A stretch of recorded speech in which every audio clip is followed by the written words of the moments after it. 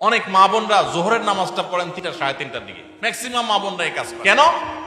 কারণ দুপুরে ওনারা রান্না বাড়া করেন, রান্না বাড়া করতে গিয়ে ওনারা শরীর ঘামায় টামায় যান, তখন শয়তান এসে মাসালা নিয়ে হাজির হয়। শয়তান ওনার মাথায় একটা মাসালা ঢুকায়। কি মাসালা ঢুকায়? বলে যে, দেখো বোন, তুমি এত কষ্ট করে এতক্ষণ রান্না বাড়া করলা, রান্না করে গেছো, গরমে ঘামায়া স্যাঁতসেঁতা হয়ে গেছো, এই শরীর নিয়ে তুমি আল্লাহর সামনে কেমনে দাঁড়াইবা? এবার বোন শয়তানরে জিগায় মনে মনে আর কি, তাহলে কি করতে হবে?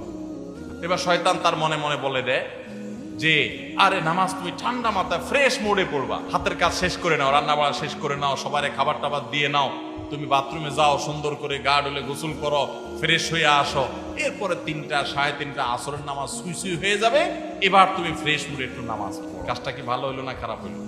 দেখতে কিন্তু ভালো মনে হচ্ছে, তাই না? যে উনি ফ্রেশ মুডে নামাজ পড়বে। টাইম যদি পার হয়ে যায় তো এই ফ্রেশ মুডের 2 পয়সার কোনো মূল্য।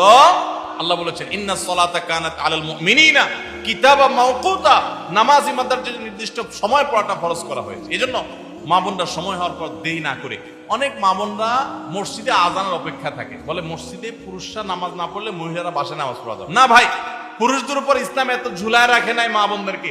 আরে মা বোনদেরকে যে পাওয়ার ইসলাম দিয়েছে, পৃথিবীর নারীবাদীদের 14 গোষ্ঠীর জন্মের বহু আগে ইসলাম নারীদেরকে আকাশে তুলে রেখেছে। এরা এগুলো চিন্তাও করতে পারবে, এত মর্যাদা দিয়েছে। উমরা যাবেন, পুরুষ হইছেন তো জোরে জোরে তলবিয়া পড়া লাগবে, রোজা আছেন আর গায়ের রোজা আছেন, কোনো মাফ নাই, ছাড় নাই। আর মহিলা হলে আস্তে আস্তে পড়বে, রিল্যাক্স মুড, কোনো টেনশন, কি আরাম চিন্তা। পুরুষ হইছেন 5 ওয়াক্ত মসজিদে দৌড়ায় যায়, জামাতের সাথে নামাজ পড়তে হবে। আর জামাতের সাথে নামাজ না পড়ে অবহেলা করে বাসায় নামাজ পড়ছেন তো খবর আছে, আযাব আছে, আপনি ওয়াজিব তরক করেছেন, গুনাহগার। আর মা বোন মসজিদে যাওয়ার ডিউটি নেই, বাসা পড়লেই পুরুষদের সমান সওয়াব পাবে। ভাই, একটা একটা করে আমি দেখাই, অন্তত 10-20টা আমল আমি দেখাইতে পারবো যে পুরুষদেরকে আল্লাহ এবং তার রাসূল কষ্ট করে করতে বলেছেন। একই কাজ মহিলাদের বিনা কষ্টে আরামসে রিল্যাক্স মোডে করতে বলেছেন, সব সমান, কোন কোন ক্ষেত্রে আরো বেশি।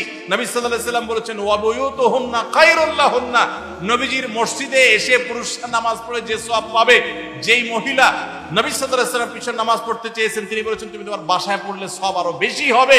মা বোনদেরকে ইসলাম এত সুযোগ দিয়েছে। তো যাই হোক, এত সুযোগ পাওয়ার পরও অনেক মা বোন তারা হেলায় হারাম রমজানের এই আমলটা যদি ধরে রাখতে পারেন, পুরুষরা ওয়াক্ত মতো জামাতের সাথে আর মা বোনরা ওয়াক্ত হয়ে গেলে নিজ জায়গায় দেরি না করে নামাজ পড়ে ফেলেন,